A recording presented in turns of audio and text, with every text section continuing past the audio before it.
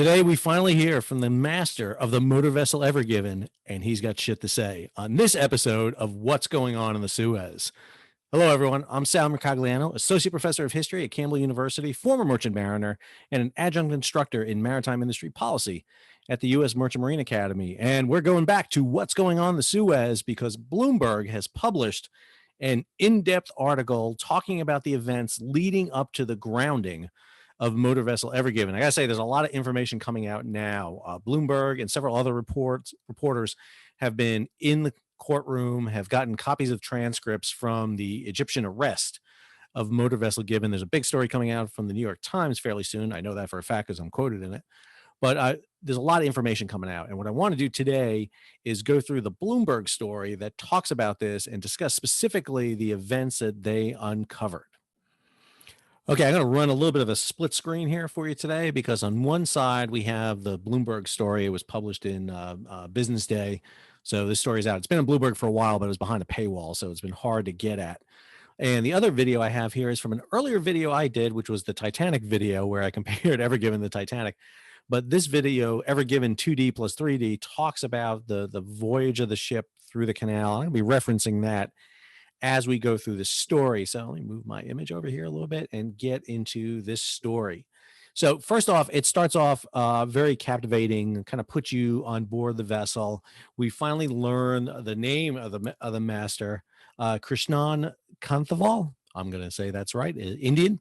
Watch the sunrise over the Red Sea through a dusty haze, winds of more than 60 kilometers per hour. That's about 30 miles an hour, I think, for us, a little more than that. Whipping off the Egyptian desert had turned the sky an anemic yellow. From his viewpoint on the bridge, it was just possible to see the outlines of the 19 other vessels anchored in the Suez Bay, waiting for their turn to enter the narrow channel, snaking inland toward the Mediterranean. I'm not going to read you this whole story. I just want to get that there for captivation. So they're trying to paint a very great image for you. I think they do a good job on it. It's very much a narrative type view. It's March 23rd. Ever Given is 13th ship in the convoy, one of the largest. Talks about the arrival of the pilots on board that's going to take them through the channel. Now, one of the things they highlight here, of course, is the size of Ever Given. She's massive, 200 meters wide. Excuse me, the canal is 200 meters wide. She herself are 400 meters long. 60 meters wide. So she's a massive vessel, 1,300 feet long. She's drawing nearly 50 feet of water. So again, one of the big issues with Ever Given going through the canal is the natural constraints of the canal. She's got to be right down the center of the canal. There's not a lot of cushion on both banks and in depth for her, and she's pushing a lot of water out of her way. And that's going to be a big issue for her as they come in. So 2 Egyptian pilots on board. You typically do have 2 Egyptian pilots on board. So pilotage, just for everybody, when you go through narrow waterways coming in and out of ports, you will take a pilot on board. I have friends who are pilots, San Diego pilots, San Francisco, Virginia, Chesapeake Bay, San Juan. I have a batch of guys I went to school, and ladies I went to school with, who are pilots. And pilots provide you expertise in the area, the water, the natural conditions. Now, I will say something about Egyptian pilots. I've had 3 passages through the Suez Canal. I've never been impressed by an Egyptian pilot I've met yet. They seem more interested, and again, just my personal experience, they seem more interested in what they can get from you as a ship in terms of cigarettes and other things than really the safe navigation of the vessel at times. Now, that does not mean there are not very qualified pilots with great pedigrees out there. Usually take 2 on board because of the length of the pilotage. It's a long time for one person to be piloting for 12 to 16 hours. So they tend to take turns shifting on and off. And this happens on ships where you turn over control or the con to other people. And so it's not unusual for this to happen. So the shipmen here, they're using the documents from the Egyptian court where Ever Given has been arrested and still being held, even though we think an agreement's been reached. Ship has still not been released yet. So according to the documents they're talking about in here, at least 4 nearby ports had already closed because of the storm. So this is that dust storm, windstorm that had kicked up. And they say here a day earlier, the captain of a natural gas carrier sailing from Qatar had decided it was too gusty to traverse the Suez safely. Now, this is a big issue. Masters can always defer their passage. They do not have to go through the canal. And again, there's going to be a big issue here between responsibility. Is it the ship's master or is it the pilots? Pilots do not take control of the vessel. They are not the absolute answer on board a vessel. The only place where pilots have absolute control is in two spots. One's going into a dry dock, where a dry dock pilot assumes the control of the vessel, and the other place is in the Panama Canal. But Suez does not do that. So a lot of this material is coming from the VDR, the vessel data recorder, the black box. Now, these black boxes are not as sophisticated as airplanes. It's a big problem. We talk about a lot of technology on vessels, but one place they're lacking is in technology connecting the vessels to shore, and more importantly, controlling. There's no like air traffic control for vessels where you get permission to enter everything. It really does not happen, especially in the Suez in many ways. The pilots will basically fight to get their passage. They have a number of what ship they're supposed to be in the convoy, but it's not unusual for vessels to be fighting for control. And if you've ever seen the video of the track line that Ever Given makes in the Suez, that looks like something, I'm not going to tell you what, but it looks graphic. There's no way they intentionally did that. Let me be clear. She was drifting around out there, just turning her engines on and off, waiting for her passage in. If you're going to do that, you're going to do it out in the open ocean somewhere. You're not going to do it in the anchorage at Suez. There's too many vessels, too much traffic to do that. So anyway, so she's going to go ahead and get her passage. They talked about the fact that the ship wanted to get through, but in truth, the vessel was way ahead of schedule. She had a slow steam going to up to Felixstowe and up to Rotterdam and up to Hamburg. So she was not really pushing time. She had time if she wanted to wait out. I have printed off her schedule, so I know exactly when her schedule was. She was transiting the canal on March 23rd, as we all know. She wasn't due into Rotterdam until April 1st. That's over 7 days away. It doesn't take 7 days to steam from the Suez to Rotterdam. It's a very slow steam for her to get there. Goes on here. Veteran captains say they often don't have much choice about sailing into Suez in poor conditions. Do it or we'll find someone else who will, they're sometimes told. And this goes to the role of the master. The master has to keep his schedule. And even though we say masters are ultimately responsible, their job is dependent on the shipping companies. And if the masters aren't keeping schedules, if they're notorious for being late and being too cautious, they could be fired. There was a vessel in the United States Merchant Marine, the El Faro, in 2015 that took a chance to beat a hurricane, and the master made a poor decision, put the vessel right in the path of the hurricane. Vessel was lost. 33 crew members died. So anyway, you get in this story, they pass the big sign that says, "Welcome to Egypt." You'll see it here in a picture in a second of them heading into the canal. I'm going to go ahead and let this play over here. This is the image here of her entering the canal right here. And you see her in 3D and 2D right here, kind of going in. They talk about here, lead SCA pilot, that's Suez Canal pilot, began barking instructions at the Indian helmsman to steer hard right, then hard left, because the vessel was veering. The vessel began to veer. You can see right here that the vessel's a little bit to the left of their track line. And so he's giving orders. Now, I doubt very much they're giving orders hard left, hard right. Can I be clear? Most ships give rudder commands. They go, 10 degrees, 5 degrees, 15 degrees, 20 degrees. Hard right, hard left, that's a Navy term. And usually what hard means is you're putting the rudder all the way to its stops. You tend not to do that for fear of the rudder jamming. So probably giving orders ahead. So the vessel is continuing on its track up here. And one of the things that we're going to see here, and I'm going to speed this up just a little bit here, just so we can get a little bit more of a track line there for you. So we can get a little bit more speed in this going. Yeah, I think that's it. Yep, there we go. Let's go to double time. There we go. Let's go to double. There we go. So you see her going in there, and then they talk about the idea the lead SA pilot began barking instructions. The Ever Given's vast hull took so long to respond that by the time it began to move, he needed to correct course again. When the second pilot objected, the two argued. So wait a minute. This is a big issue. Can I be clear? One pilot's in command, not two pilots, one. One person has command. Whoever has the control of the vessel is giving the orders.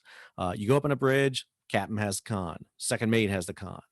The pilot has the con. There's not competing. The helmsman will listen to one person and one person only. The master has the ultimate responsibility here. He can pull the control away from anyone, but that's not being done. And if the pilots are giving conflicting orders, that's up to the master then to basically hash this out. You can't have competing orders being given. It goes on here. The lead pilot then gave a new order, full ahead. Okay, hang on. Timeout again. We're getting a lot of Navy talk here. Full ahead. Yeah, you have full ahead. That's a standard RPM setting on the vessel. Ships will have RPMs, rotations per minute, on the vessel of how fast they're going. And typically what commercial vessels do is give RPM settings. Give me 60 revolutions, give me 75 revolutions, give me 100 revolutions. You may have it set up at slow, dead slow, slow, half, full, ahead, but usually you're giving RPMs. And again, giving full ahead, this vessel is going to be doing 13 knots when it crashes. Full ahead that's not full ahead for this vessel. Full ahead is 23 knots for this vessel. And they're talking about the ship would get up to 13 knots. So again, I think we're having some confusion here on terms. But one of the things that they're going to do, and the reason for this, you see right here, you see how close the vessel is coming out. Now, this is not running aground here, but that's coming out of the navigable channel there. One of the reasons you tend to speed up at this point, I talked about this in the previous video, is the faster you're going, the better response you get from the rudder. As you kick the rudder over, as there's more water moving past it, the rudder's more responsive. And the way you do that is by increasing speed. The problem you have here, again, remember, vessel's turning point is a third of the way back from the bow. So when you turn a vessel right, for example, the bow is going to turn right, but the stern goes to the left. It kicks out so that when you're watching, oops, sorry, I hit that wrong button here. There we go. So what you got to be careful of, you can't give hard rudder commands, because if you give a hard rudder command, then you're going to throw the stern into the bank. So you got to be really careful, and it's finesse. You also have to be thinking ahead. The rudder command you're giving right now is going to take a bit of time to bite in and go, and you got to start thinking about ahead. It's not unusual to give a rudder command, for example, left 10 degrees, and then midships, take your rudder midships, and the vessel will still keep swinging left, or to check your rudder, or to, match your rudder, match your course to try to get it. Usually you got to swing the rudder the opposite direction and stop the movement of the vessel. The vessel will keep turning. It'll keep, because the momentum will keep turning. So you got to use counter rudder to get it. If you go 15 degrees left, you may have to go 15 or 10 degrees right to get that off. But what we're seeing here is the vessel is getting out of control because of the speed. And you see that here. Lead pilot gave a new order, full ahead. That would take the Ever Given to 13 knots, much faster than the canal's recommended speed limit of about 8 knots. That's true, but pilots have the discretion to go faster if they need to.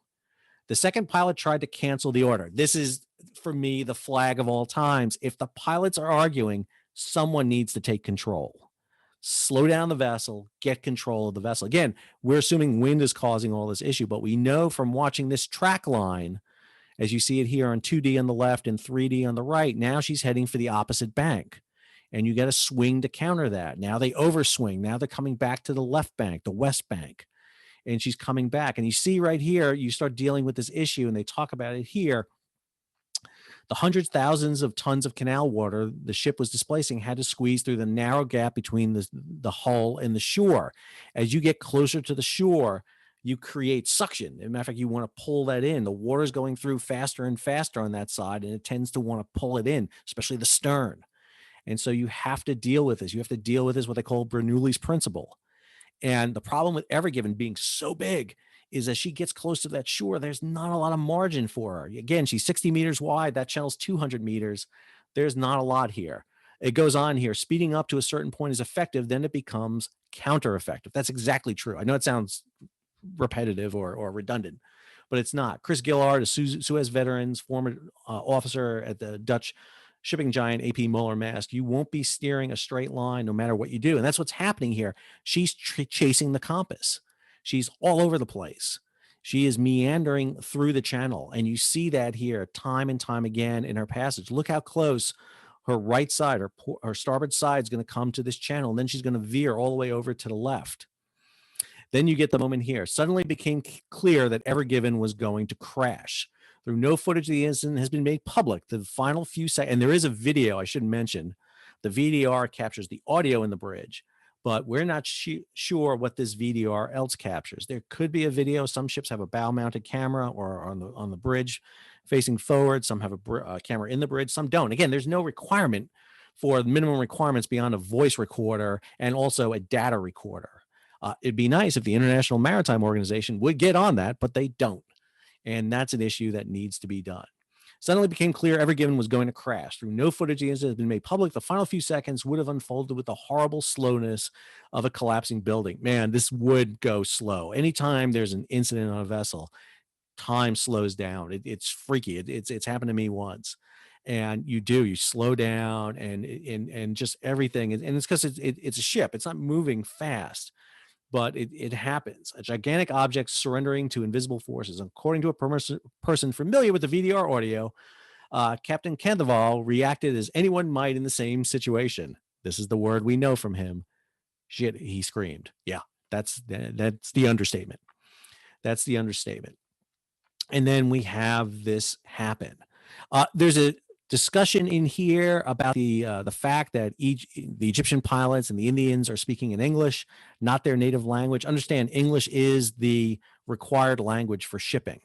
That is the language that everyone has to be conversant in and understand for shipping. And even if the helmsman is not fluent in English, he would understand rudder commands, and it's really important that the pilots check with the helmsman that they understand their commands before going on board. 19,000 vessels go through the canal yearly, but again, Ever Given is the one that has this big incident take place. The story goes on here, talking about the event.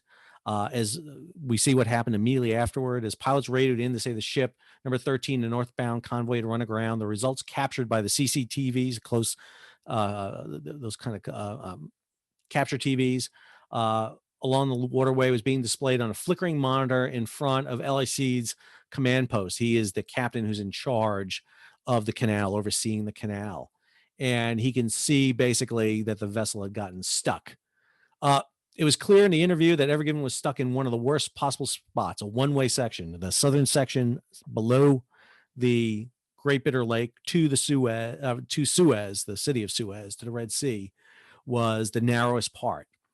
And they realized that it's going to be tough to get the water out. Getting the vessel in and out of water would require removing 20,000 tons of cargo. She carries 220,000 tons of cargo. You're talking about taking 10% of her containers off. She carried anywhere between 15,000, 18,000 containers. So you're talking about 1,500 to 1,800 containers off her. She would not have a lot of ballast water on her because she's deep already. We saw that incident in Brazil where the light vessel hit the dock, the ferry dock, and started leaking water out of it. That was from the ballast tank. This is a much different situation here. She doesn't have ballast to come off. Maybe fuel is the one thing you can take off, but this is going to be bad. And then they start talking about when the phone calls start going around the world. This is to the terminal-based operators here. They talk about APMT, which is one of the container terminal operators, talking about how to offload this vessel. This is the command center. This image right here, you see the command center with the cameras. You can see the monitoring up there of each of the sections of the canal using AIS, and then these closed circuit TVs here to capture it. But again, it's not like a modern, air traffic control center where someone should have been monitoring Ever Given, something. Why are you going 13 knots? Why are you speeding up? Why is this happening? Slow down. And again, one of the things that speeding up gives you more control, but it also makes the accident worse should it happen. The issue here, if she would have just slowed down, take way off the ship, she may have been able to coast up against the shore until she could be moved later on. But instead, she impales herself on the Asian coast. And because of the momentum involved, again, if you look at that momentum here that's going on at 13 knots, I'm going to go to full screen here because of a couple of things here. You get all the data here on it. And I'll have this link in here for you. You can see the speed link in here, how fast she's going. She's going so fast that her stern is going to kick out and keep going. She's got that forward momentum, that 220,000 tons of forward momentum there, have just got to keep going until she just jams herself across that canal. And it's just a catastrophic incident that happens. Goes on here, talks about by the next day, there are 185 vessels anchored nearby, the contacting of Smith Salvage to come in. Remember, we're in the midst of COVID here, so very difficult to get Smith Salvage in there. They start looking for tugs. The Carlo Magna, the Charles the Great is going to be sent there. The Alpguard, this big, huge anchor tug that's going to be absolutely essential for getting them off. And then they go into the salvage operation here. talking about her coming in using the super moon, the very high tide that was happening the end of March, to get her off. They're not just going to pull her during high tide; they're going to pull her throughout the period. They had a hook onto the stern, multiple points on the stern. They were worried about ripping out the bollards, the large metal kind of posts that you anchor to. So they had to anchor it to multiple points on there, and eventually they were able to initially get her into the channel and then use her engines to back off. They did take off some ballast water and some fuel off of her to get a few inches on her. What they wanted to do is actually get her down deeper in the stern. Once her stern was free, once they got the stern off, they try to sink the stern down a little bit lower, try to lift the bow up, because ships will tilt. They'll pivot almost like a seesaw. And when they were hoping to lift that bow just a little bit, break that suction with the mud underneath her to kind of pull her off. And then you get it. This is a great story. I can't tell you how good it is to read and everything. I think it misses some of the finer points. Again, it doesn't have I think the insight of someone who's sailed this before in there, but it does talk a lot about the particulars in here. And I think one of the things we're going to see as more of these cases get heard in the Egyptian court and as those documents come out, particularly once the Panamanian ship registry, which isn't the best registry in the world, finishes their investigation and publishes it, hopefully they do, we'll learn more about that. There's more here. Again, one of the things I love is what they were able to hear.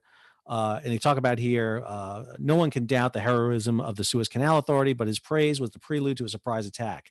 He said Shoei Kisan Kaisha, who's the owner, had tried and failed to negotiate a settlement with the agency. Thus, he had no choice but to submit recordings from the Ever Given's voyage data record. This is back when the ship was arrested.